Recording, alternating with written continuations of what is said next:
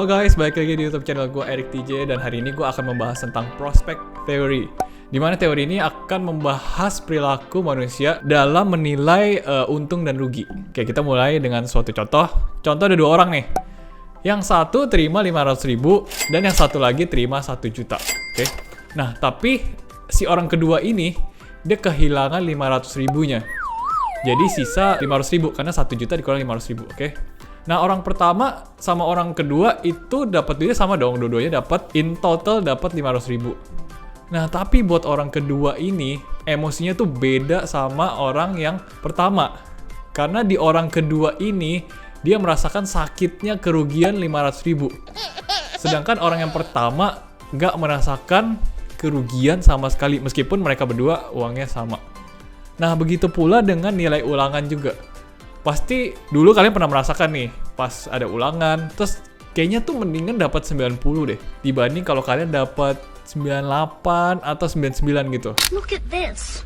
95, that's terrific. No, if it was terrific, it would say 100 with the word terrific next to it. Meskipun itu nilainya lebih tinggi dari 90, tapi itu rasanya lebih, lebih nyesek dan kehilangan sesuatu dari nilai 100. Nah, eksperimen ini pernah dilakukan oleh atlet-atlet juga. Jadi atlet-atlet ini tuh ya semuanya pasti ngincer gold medal lah ya. Nah, tapi ketika mereka nggak dapat gold medal, hal ketiga yang mereka incer ya pasti mereka incer silver medal, mereka incer bronze medal. Nah, menurut CNN, atlet-atlet yang dapat bronze medal ini itu cenderung lebih happy atau lebih bahagia dibanding atlet-atlet yang dapat silver medal. Kok bisa? Nah, ini contoh nyata untuk atlet perenang yang namanya Fu Yanhui yang dapat bronze medal. Sama ada satu lagi, Michaela Maroni yang dapat silver medal. Ini di Rio. Nah, setelah di interview, si Michaela ini malah cemberut. Terus dia bilang not impressed meskipun dapat silver medal. Nah, lalu hubungannya apa sih sama prospect theory? Nah, prospect theory ini berasumsi kalau individual itu atau kita-kita ini nih menilai sebuah gain sama loss itu tuh berbeda. Jadi individu atau kita-kita ini memilih sesuatu berdasarkan keuntungan yang akan didapat dibanding kerugian tuh yang ya kira-kira bakal diterima lah ya. Makanya kalau orang jualan sesuatu instrumen investasi atau financial atau apapun, nah mereka tuh pasti mengumbar-ngumbar kehebatannya. Wah, ini nanti akan untung berapa, ini akan returnnya akan berapa, nanti akan tercapai targetnya, tapi mereka resikonya dikebelakangin, maksudnya resikonya itu nggak diutamakan. Sedangkan kalau financial products ini harusnya resiko yang dijelasin dulu, baru benefitnya itu belakangan. Nah, ini malah terbalik. Oke, contoh kita akan eksperimen sedikit. Nah, di sini gue udah ada 2 amplop. Oke, 2 amplop ya. Nah, salah satu dari amplop ini akan gue isi 100.000.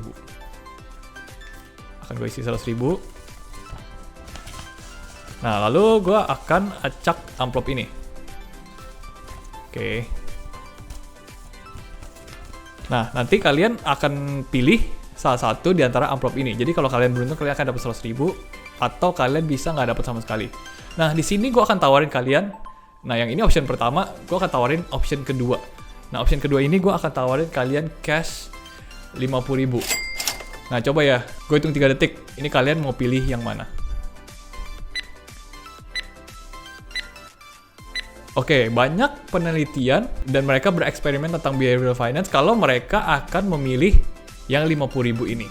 Personally buat gue sendiri gue akan pilih 50.000 ini. Kenapa gue akan pilih 50.000 ini? Karena ini adalah sesuatu yang pasti.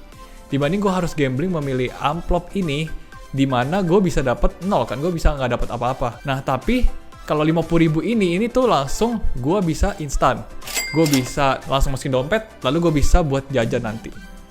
Eksperimen tadi adalah salah satu contoh dari prospect theory. Nah, prospect theory ini dikembangkan oleh 2 psikologis yang namanya Tversky and Kahneman.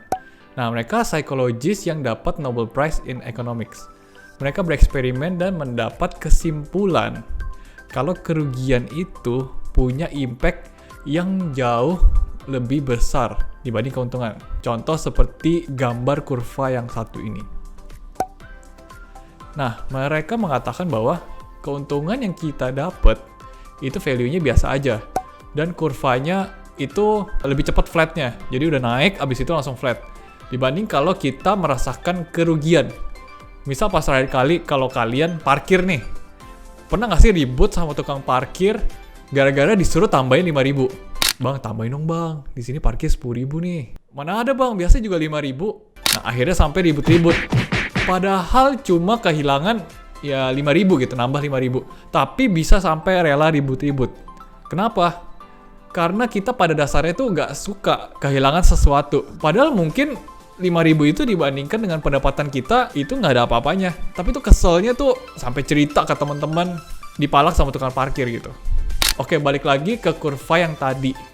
Di tengah-tengahnya ini, itu namanya reference point.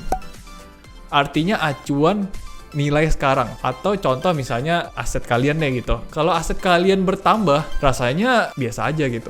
Tapi kalau rugi, itu tuh sakitnya sampai di sini gitu.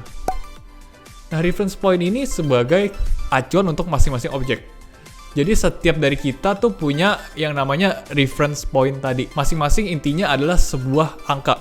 Contoh ada 2 orang nih. Nah, yang orang pertama ini dia punya aset 100 juta rupiah. Nah, orang kedua ini dia punya aset 10 triliun. Nah, terus dua-duanya dikasih duit nih. Dikasih duit 50 juta. Jadi masing-masing dikasih 50 juta, 50 juta. Nah, tentu persepsi masing-masing orang nih berbeda-beda. Orang yang pertama tuh pasti rasa senangnya tuh minta ampun. Sampai cubit-cubit dia sendiri. Ini mimpi atau enggak sih gitu. Karena abis dapat 50 juta. Have you ever had a dreams that you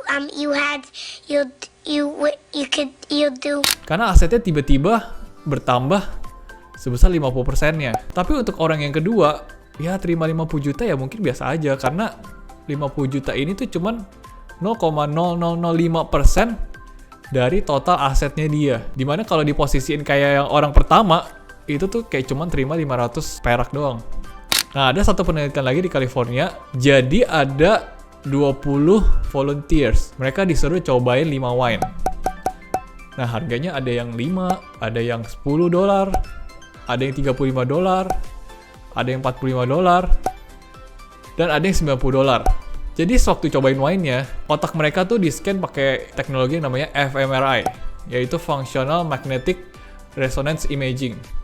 Nah, mereka bilang bahwa 90 sama $45 itu, wine-nya itu lebih enak daripada yang lebih murah. Nah, hasil scan otaknya itu di bagian MOFC itu, nah ada tunjukin pergerakan yang signifikan ketika mereka minum wine yang lebih mahal itu.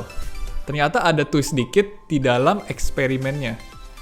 Nah, oke, anggap dari semua itu kan ada yang 10 sama $90. Oke, gue ambil dulu yang 10 sama $90, gue taruh di sini. Nih. Nah, ini contohnya nih. Gue udah ambil yang wine yang $10 sama yang $90. Kan mereka udah cobain nih. Lalu mereka dibukain nih satu-satu nih wine-nya nih. Ternyata wine yang $10, coba kita buka dulu. Anggap ini yang ini $10 ya. Kita buka. 6.5 hours later. Oke, ternyata kita dapat wine. Oke, bisa dilihat wine-nya. Nah, ini wine-nya yang $10.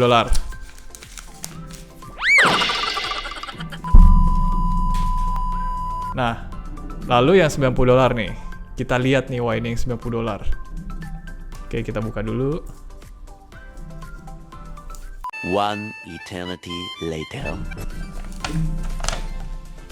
Wine apakah ini?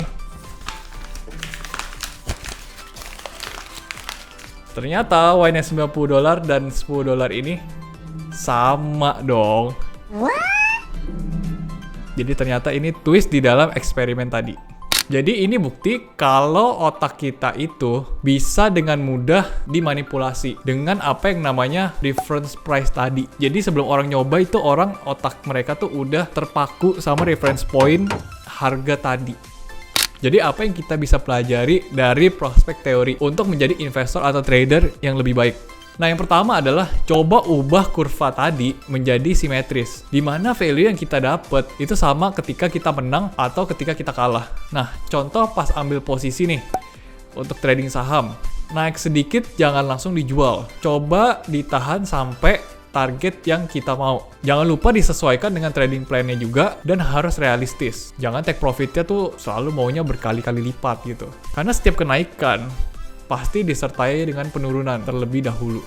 Begitu pula ketika kita rugi. Usahakan ruginya itu ya jangan terlalu banyak. Bisnis aja kalau misalnya inventory-nya masih ada, mereka tuh harus jual rugi secepatnya supaya duitnya tuh bisa muter lagi. Ingat, take profit and cut loss, bukan take loss and cut profit.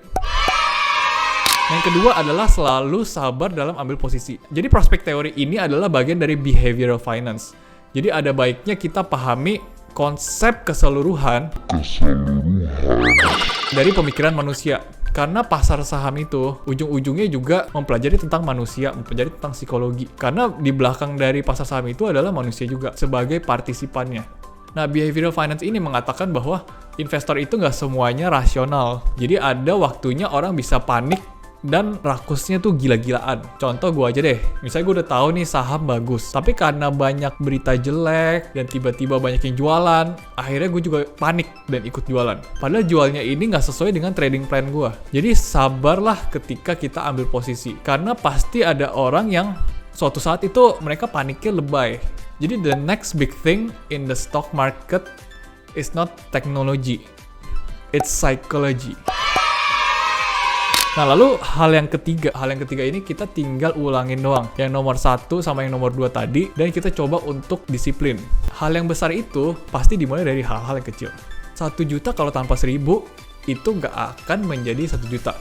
Nah, di video gue yang pertama, yang di sini nih, gue udah jelasin tentang tujuan investasi ataupun trading. Nah, kalian sebetulnya tuh udah tahu gimana caranya. Tinggal ulang-ulangin aja sampai tujuan itu tercapai. Go big or go home, gue nggak percaya. Kenapa?